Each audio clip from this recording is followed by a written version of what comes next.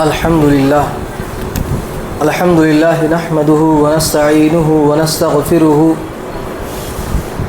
ونؤمن به ونتوكل عليه ونعوذ بالله من شرور أنفسنا ومن سيئات أعمالنا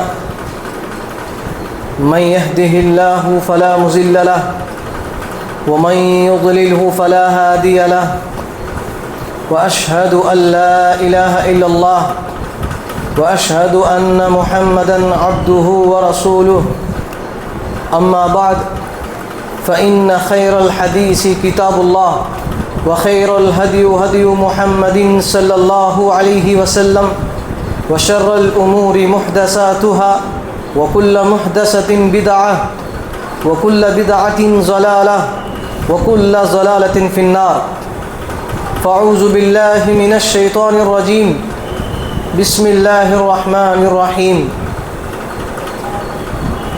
قاف والقرآن المجيد بل عجبوا أن جاءهم منذر منهم فقال الكافرون هذا شيء عجيب أإذا متنا وكنا ترابا ذلك رجع بعيد قد علمنا ما تنقص الأرض منهم وعندنا كتاب حفيظ بل كذبوا بالحق لما جاءهم فهم في أمر مريج أفلم ينظروا إلى السماء فوقهم كيف بنيناها وزيناها وما لها من فروج والأرض مددناها وألقينا فيها رواسي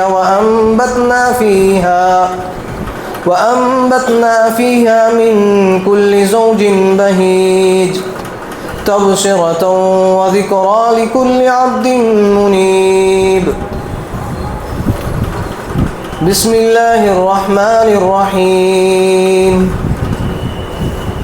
يا أيها الذين آمنوا اتقوا الله حق تقاته ولا تموتن إلا وأنتم مسلمون يا أيها الناس اتقوا ربكم الذي خلقكم من نفس واحدة وخلق منها زوجها وبث منهما رجالا كثيرا ونساء واتقوا الله الذي تساءلون به والأرحام إن الله كان عليكم رقيبا يا أيها الذين آمنوا اتقوا الله وقولوا قولا سديدا يصلح لكم أعمالكم ويغفر لكم ذنوبكم ومن يطع الله ورسوله فقد فاز فوزا عظيما بسم الله الرحمن الرحيم ربنا ظلمنا أنفسنا وإن لم تغفر لنا وترحمنا لنكونن من الخاسرين بسم الله الرحمن الرحيم قال رب اشرح لي صدري ويسر لي أمري واحلل عقدة من لساني يفقهوا قولي رب زدني علما رب زدني علما رب زدني علما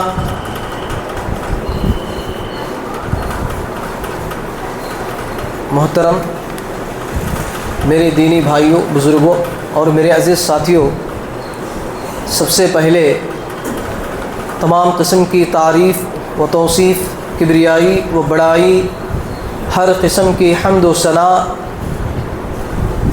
سب کچھ اس اللہ رب العالمین کے لیے سزاوار ہے جس نے ہمیں اشرف المخلوقات میں سے بنایا ہے، جس نے آسمان اور زمین کو پیدا کیا،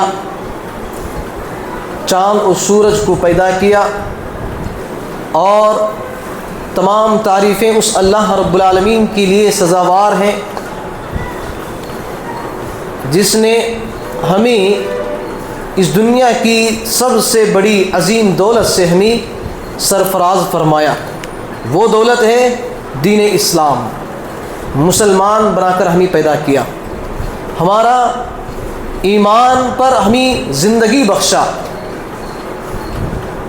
اور اللہ رب العالمین سے دعا کرتے ہیں کہ ہماری موت بھی ایمان کی حالت میں, اسلام کی حالت میں, توحید کی حالت میں ہماری موت آئے.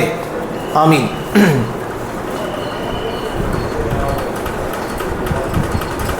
اس مختصر حمد و ثنا کے بعد درود و کرڑ و سلام ہو تمام انبیاء علیہم الصلاۃ والسلام پر, خصوصاً میرے اور آپ کے آخری جناب محمد عربی صلی اللہ علیہ وسلم پر, جن کو اللہ رب العالمین نے اس دنیا کے اندر بشیر و نذیر بنا کر مبعوث فرمایا, اور قیامت تک جتنے بھی لوگ آئیں گے تمام لوگوں پر اللہ رب العالمین نے فرض قرار دیا, لازمی قرار دیا کہ اللہ کے نبی صلی اللہ علیہ وسلم کی اتباع کرنا, ان کو فالو کرنا, ان کی بات کو ماننا, ان سے محبت کرنا, اس چیز کو لازمی قرار دیا گیا. اور اسی طرح اللہ کے نبی صلی اللہ علیہ وسلم کی جو لوگ اتباع نہیں کرتے, اللہ کے نبی صلی اللہ علیہ وسلم سے جو لوگ محبت نہیں رکھتے, اللہ کے نبی صلی اللہ علیہ وسلم کے طور طریقے کو اپنی زندگی میں نافذ نہیں کرتے, ان کے اوپر جنت کو اللہ رب العالمین نے حرام قرار دیا. ان کے اوپر کیا ہے؟ جنت کو حرام قرار دیا. تو میرے محترم بھائیوں, میں آج آپ لوگوں کے سامنے ایک ایسا موضوع لے کر آپ کے سامنے کھڑا ہوا ہوں, جیسا کہ اس سے پہلے صبح اور کیا ہے عشاء کے درس کے اندر بہت ساری مرتبہ اس کے تعلق سے بہت ساری باتیں آپ لوگوں کے سامنے رکھی گئی. عام طور پر انسان زندگی جو گزارتا ہے, ہر ایک کا ایک اپنا ایک انداز ہوتا ہے, ہر ایک کا ایک اپنا ایک قانون ہوتا ہے, ہر ایک کا ایک اپنا راستہ ہوتا ہے. تو وہ اپنے قانون, وہ اپنی مرضی, اپنی منشا کے مطابق کیا ہے وہ چلنے کی کوشش کرتا ہے. آپ لوگوں کے سامنے قرآن اور احادیث کی باتیں جتنی بھی ان کے سامنے کی جائیں, اللہ اور اس کے رسول کی باتیں, شریعت کی قانون, احکام و مسائل لوگوں کے سامنے جتنی بھی مرتبہ, جتنی چاہے لوگوں کے سامنے بیان کریں, لوگ کیا ہے ان کا ایک تمام چیزوں کو بالائے طاق رکھ کر کہیں, ان کا ایک الگ انداز, ایک الگ راستہ اپنانے کی وہ کوشش کرتے ہیں. وہ اپنی منمانی زندگی کا راستہ کہے چلنے پر کہے وہ خواہش کرتے ہیں. وہ اپنی ہر ایک کی زندگی میں وہ اپنے اوپر ایک الگ قانون کو, ایک الگ کہے فیصلے کو اپنے اوپر نافذ کر کے وہ اسی کے مطابق کہے زندگی گزارتے ہیں. اس چیز سے اللہ رب العالمین نے منع فرمایا. کیا میرے بھائیوں, اس چیز سے کیا ہے اللہ رب العالمین نے منع فرمایا. یہ بات میں آپ لوگوں کے سامنے اس لیے کہہ رہا ہوں میرے بھائیوں, جب انسان ہر کوئی اپنے نفس کے مطابق, اپنی مرضی کے مطابق, اپنے منشا کے مطابق, اپنی من پسند کے مطابق زندگی گزارتا ہے, تو اس کی زندگی میں شریعت نہیں رہے گی, اس کی زندگی میں نبی صلی اللہ علیہ وسلم کا طور طریقہ نہیں رہے گا, اس کی زندگی میں نبی صلی اللہ علیہ وسلم کی اتباع نہیں رہے گی, شریعت کے احکام اس کی زندگی میں نہیں رہیں گے. جو لوگ اپنی زندگی کو منمانی زندگی گزارتے ہیں, جو لوگ اپنی زندگی کو اپنی خواہشات, اپنی نفس کی اتباع کرتے ہوئے جو لوگ زندگی گزارتے ہیں, ان کی زندگیوں میں نبی صلی اللہ علیہ وسلم کے جو احکام ہیں, قرآن مجید کے اندر جو منہیات ہیں, عبادات ہیں, ان کی زندگی میں نہیں پائے جاتے. تو میرے محترم بھائیوں، جب انسان اپنے نفس کی بات کو مانتا ہے، اپنے نفس کے مطابق زندگی گزارتا ہے، تو ہر ایک کی زندگی الگ الگ راستے پر چلی جاتی ہے۔ تو انسان شریعت سے ہٹ کر جب انسان کسی چیز کو اپنانے کی کوشش کرتا ہے تو وہ دین سے، اللہ سے، قرآن اور احادیث سے، اللہ اور اس کے رسول سے بہت دور چلا جاتا ہے۔ جب انسان اللہ اور اس کے رسول سے، دین سے جب دور ہو جاتا ہے تو وہ کہاں پر جاتا ہے؟ گناہوں میں ملوث ہو جاتا ہے۔ کیا میرے بھائیوں؟ گناہوں میں ملوث ہو جاتا ہے۔ جب انسان گناہوں میں ملوث ہو جاتا ہے، اس کو پھر اللہ رب العالمین کی طرف لوٹ کر آنے کی خواہش پیدا ہوتی ہے، تو سب سے پہلے اس شخص کو کیا کرنا چاہیے؟ بولو میرے بھائی، کیا کرنا چاہیے؟ ایک انسان گناہوں میں ملوث ہو گیا، اب اس انسان کو چاہیے کہ وہ شخص چاہتا ہے، اس انسان کے دل میں یہ تمنا، یہ خواہش پیدا ہوتی ہے کہ میں اسلام کی طرف لوٹوں، نیکی کی طرف لوٹوں، اللہ اور اس کے رسول کی طرف لوٹوں، اللہ اور اس کے رسول کی طور طریقے کو اپنی زندگی میں نافذ کروں۔ تو اسے کیا کرنا چاہیے؟ سب سے پہلے وہ اللہ رب العالمین سے توبہ کرنا چاہیے۔ کیا کرنا چاہیے میرے بھائیوں؟ اللہ رب العالمین سے توبہ کرنا چاہیے، استغفار کرنا چاہیے۔ جب انسان توبہ نہیں کرتا، وہ اللہ رب العالمین کے نزدیک گناہ گار ہی رہے گا۔ کیا میرے بھائیوں؟ ایک گناہ گار ہے، گناہ کرتا ہے، اس سے گناہ سرزد ہو جاتا ہے، جھوٹ بول دیتا ہے، سود کھا لیتا ہے، رشوت لے لیتا ہے، دھوکہ دے دیتا ہے، زنا کر بیٹھتا ہے، غیبت کر بیٹھتا ہے، چغلی کر بیٹھتا ہے، یہ تمام گناہ انسان سے سرزد ہو جاتے ہیں۔ کیا میرے بھائیوں؟ جب انسان کے دل میں یہ ڈر اور خوف پیدا ہوتا ہے کہ میں نے جو کیا ہے واقعی یہ غلط ہے، اس کا دل کیا ہے؟ اس کے نفس کے اندر ایک نفس ہوتا ہے، ایک نفس ہوتا ہے، وہ نفس کیا ہے؟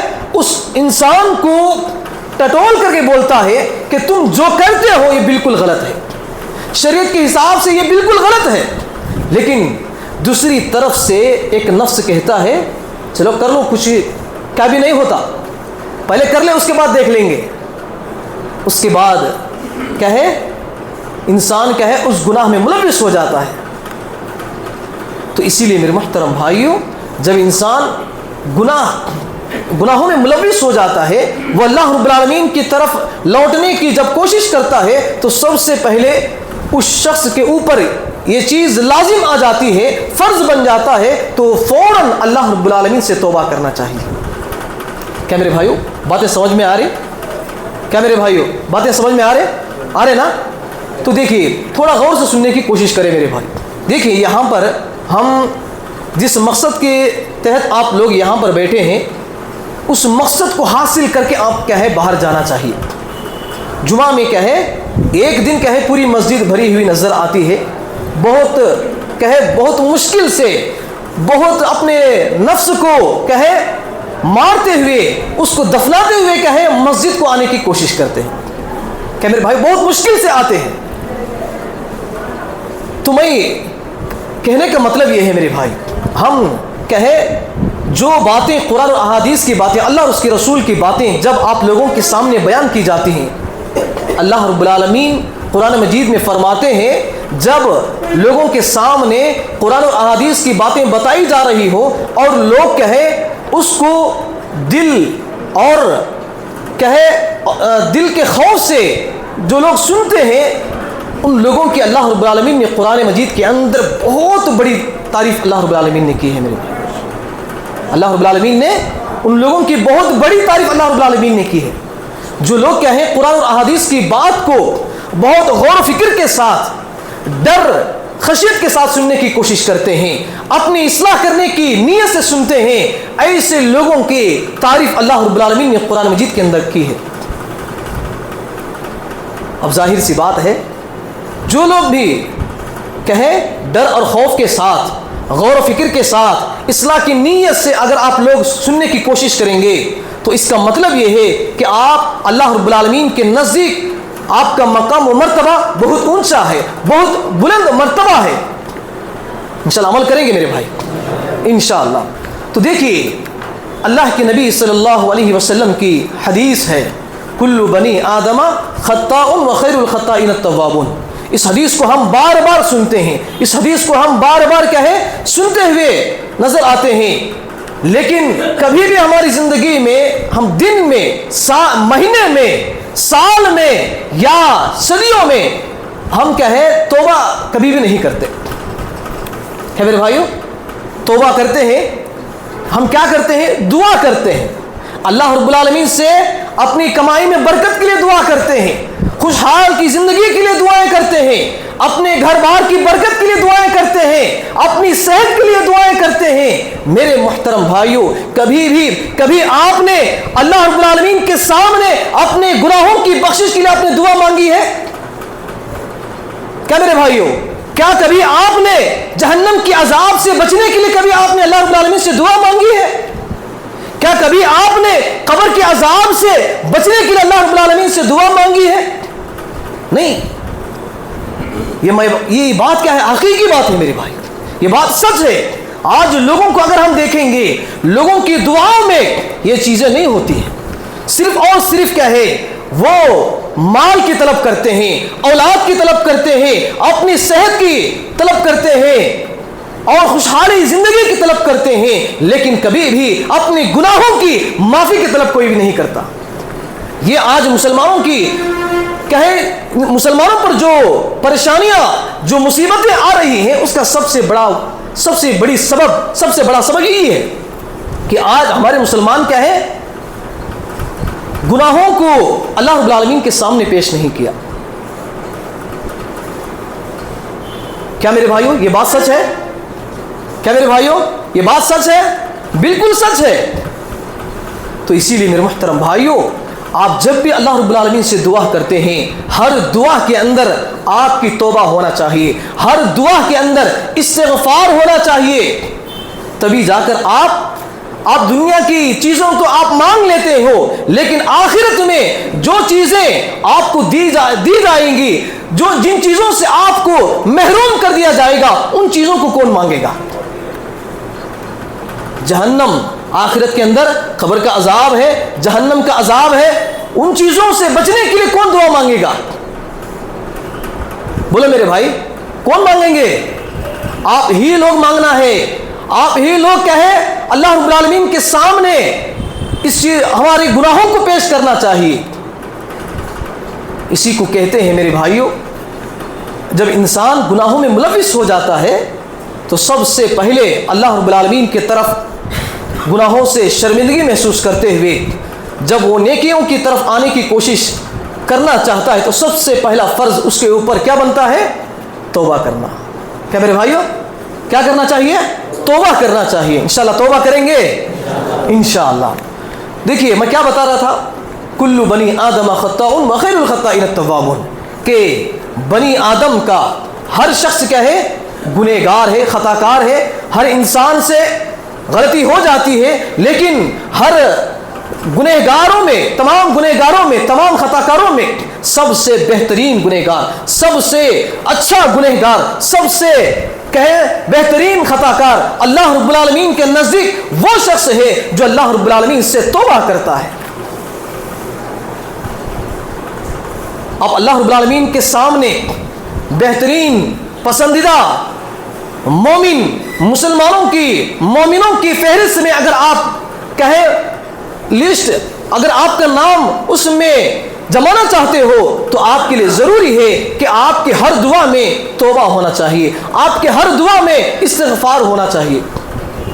دیکھیے حضرت انس عبداللہ بن مسعود رضی اللہ عنہ اس حدیث کے راوی ہیں، وہ فرماتے ہیں کہ اللہ کے نبی صلی اللہ علیہ وسلم کے زمانے میں صحابہ اکرام گناہوں کو اس طرح تصور کرتے تھے، گناہوں کو اس طرح احساس کیا کرتے تھے جیسا کہ اللہ کے نبی صلی اللہ علیہ وسلم نے فرمایا، عبداللہ بن مسعود رضی اللہ عنہ اپنے زمانے میں وہ اللہ کے نبی صلی اللہ علیہ وسلم کے زمانے کی بات کر رہے ہیں. کس کی بات کر رہے ہیں؟ اللہ کے نبی صلی اللہ علیہ وسلم کی زمانے کی بات کر رہے ہیں. کیا بات کر رہے ہیں؟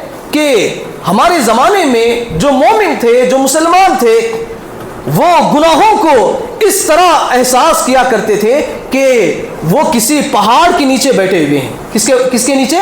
کسی پہاڑ کے نیچے بیٹھے ہوئے ہیں، اور وہ پہاڑ ان کے اوپر گر نہ جائے اس طرح وہ ڈرتے ہوئے کہے گناہوں کو سمجھتے تھے. چھوٹی سی بھی اگر ان سے غلطی ہو جاتی تو وہ اتنا بڑا بوجھ سمجھتے تھے کہ ان کے اوپر ایک بہت بڑا پہاڑ ہے اور وہ پہاڑ ان کے اوپر گر جائے گا. جب وہ گر جائے گا تو یہ لوگ کیا ہے؟ ہلاک و برباد ہو جائیں گے. اس طرح وہ صحابہ کرام اللہ کے نبی صلی اللہ علیہ وسلم کے جو دور کے، جو زمانے کے جو صحابہ تھے، وہ لوگ، وہ صحابہ کرام گناہوں کو اس طرح تصور کرتے تھے. اور جو گنہگار ہیں،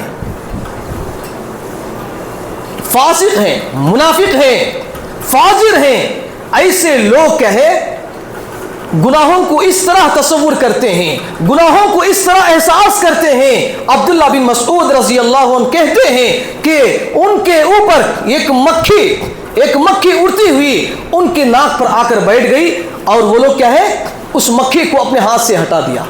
اس مکھی کو اپنے ہاتھ سے ہٹا دیا. یہ ان لوگوں کے نزدیک کیا ہے؟ گناہ کا احساس ہے. جو لوگ فاسق ہیں، فاجر ہیں، منافق ہیں، یہ ان لوگوں کے نزدیک کیا ہے؟ گناہوں کا ایسا احساس ہوتا ہے. ان لوگوں کے نزدیک گناہ کا کوئی تصور ہی نہیں رہتا. اسی طرح حضرت انس رضی اللہ عنہ بیان کرتے ہیں کہ اللہ کے نبی صلی اللہ علیہ وسلم اس دنیا سے رخصت ہو گئے. ابو بکر صدیق رضی اللہ عنہ کا زمانہ چلا گیا، حضرت عمر بن خطاب رضی اللہ عنہ کا زمانہ چلا گیا، حضرت عثمان بن عفان رضی اللہ عنہ کا زمانہ چلا گیا، حضرت علی بن ابی طالب رضی اللہ عنہ کا زمانہ چلا گیا. اس کے بعد کیا ہے؟ تابعین کا زمانہ شروع ہوتا ہے.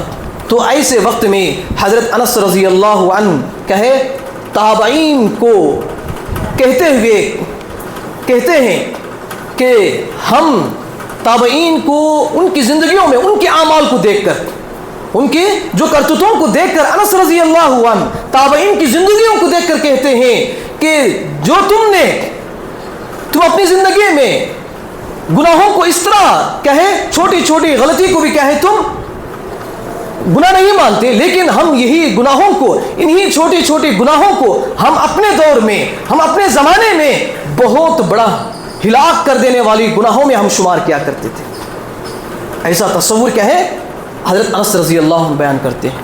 کب؟ تابعین کے زمانے میں. تو آج ہم دیکھیں گے میرے بھائیوں، آج ہماری زندگیوں میں اگر ہم دیکھیں گے، ہماری زندگیوں میں صرف اپنی منمانی زندگی ہے، اپنی نفس کی خواہشات کے مطابق زندگی ہے، شریعت کے مطابق کوئی بھی زندگی نہیں گزار رہے، قرآن اور احادیث کے مطابق ہم زندگی نہیں گزار رہے. تو اسی لیے میرے محترم بھائیوں، ہم کہے گناہوں کو معمولی کبھی بھی نہیں سمجھنا چاہیے، گناہوں کو کبھی بھی حقیر نہیں سمجھنا چاہیے. دیکھیے صحابہ اکرام رضوان اللہ اجمعین کے زمانے میں، اللہ کے نبی صلی اللہ علیہ وسلم کے زمانے میں صحابہ اکرام سے کوئی بھی غلطی ہو جاتی، کوئی بھی گناہ ان سے سرزد ہو جاتا، اس گناہ کو پاک کرنے تک، اس گناہ کو دھونے تک، اس گناہ سے بخشش طلب ہونے تک ان کو چین و سکون نہیں ملتا تھا، ان کو چین و سکون نہیں ملتا تھا. دیکھیے ایک واقعہ اللہ کے نبی صلی اللہ علیہ وسلم کے زمانے میں ایک واقعہ پیش آتا ہے. حضرت بریدہ رضی اللہ عنہ اس حدیث کے راوی ہیں، مسلم شریف کی حدیث ہے. اس حدیث کے اندر کہے بریدہ رضی اللہ عنہ حدیث کے راوی ہیں، فرماتے ہیں کہ اللہ کے نبی صلی اللہ علیہ وسلم کی خدمت میں ایک صحابی ماعز بن مالک رضی اللہ عنہ حاضر ہوتے ہیں. ہو کر اللہ کے نبی صلی اللہ علیہ وسلم سے پوچھتے ہیں، اللہ کے نبی صلی اللہ علیہ وسلم مجھے پاک کر دیجئے، مجھے کیا ہے؟ پاک کر دیجئے. اللہ کے نبی صلی اللہ علیہ وسلم اس صحابی کو کہتے ہیں جاؤ جا کے توبہ کرو، جاؤ جا کے کیا ہے؟ توبہ کرو، اللہ رب العالمین معاف کر دے گا، جاؤ یہاں سے. تو وہ صحابی تھوڑی دور جاتے ہیں، پھر آ جاتے ہیں اللہ کے نبی صلی اللہ علیہ وسلم مجھے پاک کر دیجیے۔ پھر اللہ کے نبی صلی اللہ علیہ وسلم کہتے ہیں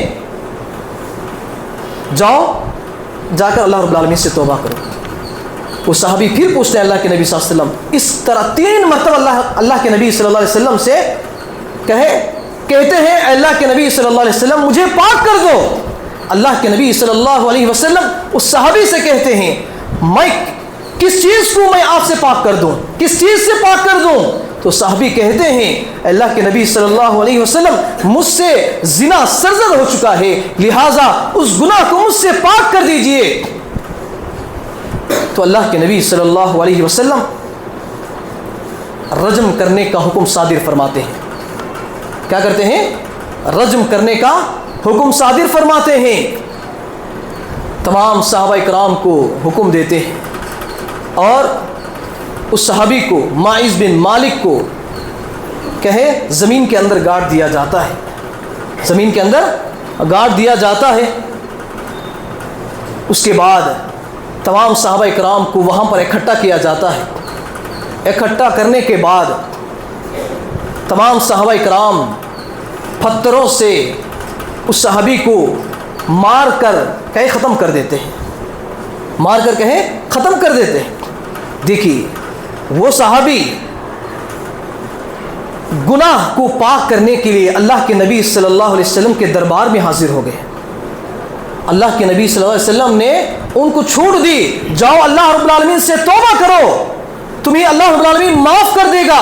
لیکن اس کے باوجود بھی وہ صحابی وہ یہ چاہتے تھے کہ دنیا کے اندر دنیا کے اندر اگر میں سزا پا لوں گا، آخرت میں جہنم کے اندر جو عذاب ہے میں اس سے بچ جاؤں گا۔ یہ سوچتے ہوئے دیکھیے ان کی توبہ کتنی بڑی گہرائی ہے۔ کیا میرے بھائیوں، معاذ بن مالک رضی اللہ عنہ وہ دنیا کے بارے میں نہیں سوچے، دنیا کی ذلت کے بارے میں نہیں سوچے، انہوں نے صرف یہی سوچا کہ اگر اسی کی بدولت اگر میرا بغیر سزا کے اگر میں مر جاؤں گا تو اس گناہ کی بدولت جہنم کے اندر مجھے سزا دی جائے گی۔ تو اسی لیے انہوں نے اللہ کے نبی صلی اللہ علیہ وسلم سے بار بار اس بات کا دریافت، اس بات کو دہراتے رہے، اللہ کے نبی صلی اللہ علیہ وسلم مجھے پاک کر دیجئے۔ تو اللہ کے نبی صلی اللہ علیہ وسلم نے رجم کرنے کا حکم دیا اور اس صحابی کو رجم کر کے وہاں پر ختم کر دیا گیا۔ تو اس کے بعد پھر ایک عورت آتی ہے اللہ کے نبی صلی اللہ علیہ وسلم کے پاس، آ کر اللہ کے نبی صلی اللہ علیہ وسلم سے دریافت کرتی ہے اللہ کے نبی صلی اللہ علیہ وسلم مجھے پاک کر دیجئے، مجھے پاک کر دیجئے۔ اللہ کے نبی صلی اللہ علیہ وسلم کہتے ہیں جاؤ جا کے اللہ رب العالمین سے توبہ کرو۔ وہ عورت بھی اللہ کے نبی صلی اللہ علیہ وسلم سے پہلی بات کا پھر دہراتے ہیں، اللہ کے نبی صلی اللہ علیہ وسلم آپ نے جس طرح معاذ بن مالک کو لوٹا دیا تھا مجھے بھی آپ اسی طرح لوٹا رہے ہیں۔ اللہ کے نبی صلی اللہ علیہ وسلم پوچھتے ہیں معاذ بن مالک سے آپ کا کیا تعلق ہے؟ اللہ کے نبی صلی اللہ علیہ وسلم انہی کے ذریعے سے یہ گناہ مجھ سے سرزد ہوا ہے۔ اس کے بعد اللہ کے نبی صلی اللہ علیہ وسلم وہ عورت حمل والی تھی۔ کیا تھی؟ وہ حمل والی تھی۔ اللہ کے نبی صلی اللہ علیہ وسلم نے اس عورت سے کہا کہ جاؤ جا کے حمل پورا ہونے کے بعد آنا۔ اس کے بعد وہ عورت حمل کے بعد آتی ہے بچے کے ساتھ۔ اللہ کے نبی صلی اللہ علیہ وسلم کہتے ہیں جاؤ بچے کو دودھ چھڑا کے آنا۔ اس کے بعد وہ عورت دودھ چھڑانے کے بعد آتی ہے۔ اس کے بعد اللہ کے نبی صلی اللہ علیہ وسلم اس عورت کو رجم کرنے کا حکم دیتے ہیں۔ کہ میرے بھائیوں وہ عورت دیکھیے ان کے اللہ کے نبی صلی اللہ علیہ وسلم کے زمانے میں صحابہ کرام صحابیات کا ان کے نزدیک گناہوں کا اتنا بڑا گناہ وہ سمجھتے تھے، اتنا بڑا وہ گناہوں کو تصور کرتے تھے۔ آج ہم دیکھتے ہیں جھوٹ بولتے ہیں، زنا کرتے ہیں، غیبت کرتے ہیں، رشوت لیتے ہیں، سود کھاتے ہیں، چغلی کرتے ہیں، لیکن ذرہ برابر بھی ہم ان گناہوں کو گناہ تصور نہیں کرتے، بلکہ ہمارے نزدیک وہ گناہ مکھی کے برابر ہیں۔ دیکھیے صحابہ کرام کے دور میں جب تک دنیا کے اندر ہی اس کی سزا نہ مل جاتی، جب تک وہ اللہ کے نبی صلی اللہ علیہ وسلم سے وہاں سے جانے کے لیے وہ تیار نہیں تھے۔ وہ عورت، اس عورت کو رجم کرنے کے لیے زمین کے اندر دفنا دیا جاتا ہے اور اس عورت کو پتھروں سے مار مار کر کہے رجم کر دیا جاتا ہے. اور اسی دوران صحابہ کرام کہے پتھروں کو لے کر اس عورت کو مار رہے تھے، رجم کر رہے تھے. تو اسی دوران خالد بن ولید رضی اللہ عنہ ایک پتھر لے کر کہے اس عورت کو مارتے ہی اس عورت کا خون کہے ان کے جسم پر، ان کے چہرے پر آ کر گرتا ہے. تو خالد بن ولید رضی اللہ عنہ اس عورت کے بارے میں برا بلا کہتے ہیں. اس عورت کے بارے میں برا بلا کہتے ہوئے اللہ کے نبی صلی اللہ علیہ وسلم بازو میں ہی رہتے ہیں. اللہ کے نبی صلی اللہ علیہ وسلم اس بات کو سن لیتے ہیں. خالد بن ولید رضی اللہ عنہ جس عورت کے بارے میں برا بلا کہہ رہے تھے، اس بات کو اللہ کے نبی صلی اللہ علیہ وسلم سنتے ہی فوراً غصے میں آ جاتے ہیں. غصے میں آ کر اس صحابی سے کہتے ہیں اے خالد بن ولید رضی اللہ عنہ، تمہیں معلوم ہے کہ اس نے ایسی توبہ کی ہے جس کی وجہ سے مدینے کے اندر جتنے بھی لوگ ہیں وہ ان تمام لوگوں کے لیے اس ایک عورت کی توبہ کافی ہو جائے گی. اس ایک عورت کی توبہ کیا ہے؟ کافی ہو جائے گی. اس طرح اس عورت نے کہے توبہ کی ہے. دیکھیے میرے محترم بھائیوں، گناہوں کو صحابہ اکرام کے زندگیوں میں وہ گناہوں کو بہت بڑا پہاڑ کے مانند سمجھتے تھے، لیکن آج ہم گناہوں کو کرتے ہوئے تھوڑا بھی ہمیں شرم محسوس نہیں ہوتا. آج ہم دیکھتے ہیں گناہوں کو لوگوں کے سامنے ہم کرتے ہوئے نظر آتے ہیں. اللہ کے نبی صلی اللہ علیہ وسلم کے زمانے میں جو گناہ سرزد ہو جاتے تھے وہ لوگوں سے پوشیدہ ہوا کرتے تھے. کیا میرے بھائیوں، چھپ کر لوگ گناہ کیا کرتے تھے، لیکن آج ہم دیکھتے ہیں کہ ہماری نظروں کے سامنے جھوٹ بولتے ہوئے نظر آئیں گے، چغلی کرتے ہوئے نظر آئیں گے، حسد کرتے ہوئے نظر آئیں گے، رشوت لیتے ہوئے نظر آئیں گے. ہر چیز ہمارے سامنے نظر آ رہی ہے، لیکن ہمارے دلوں کے اندر ذرہ برابر بھی اس چیز کا احساس نہیں ہے کہ یہ گناہ ہے، یہ برائی ہے، یہ بے حیائی فحاشی ہے. ہمارے دلوں کے اندر ذرہ برابر بھی احساس نہیں ہے. تو اسی لیے میرے محترم بھائیوں، ہم دنیا کے اندر اللہ رب العالمین نے دنیا کے اندر لوگوں کو صرف اور صرف چند منٹ کے لیے چند وقت کے لیے اللہ رب العالمین نے بھیجا ہے.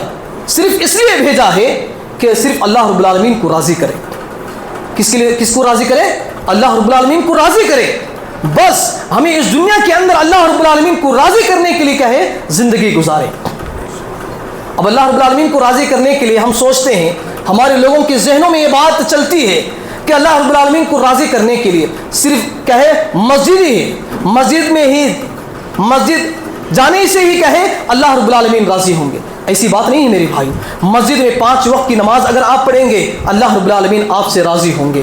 گھر کے اندر اگر آپ نوافل کا اہتمام کریں گے، سنتوں کا اہتمام کریں گے، اور اسی طرح حقوق العباد، بیوی بچوں کے حقوق کو ادا کریں گے، والدین کے حقوق ادا کریں گے، رشتہ داروں کے حقوق ادا کریں گے، اس کے ذریعے سے بھی اللہ رب العالمین راضی ہوگا. کب؟ جب آپ شریعت کے دائرے میں قانون کے مطابق اگر آپ اپنی زندگی گزاریں گے، تبھی جا کر اللہ رب العالمین آپ سے راضی ہوں گے. آپ کو اللہ رب العالمین دنیا کے اندر آپ کے گناہوں کو مٹا دے گا، جیسا کہ اللہ کے نبی صلی اللہ علیہ وسلم کو اللہ رب العالمین نے حکم دیا. کس بات کا میرے بھائیوں؟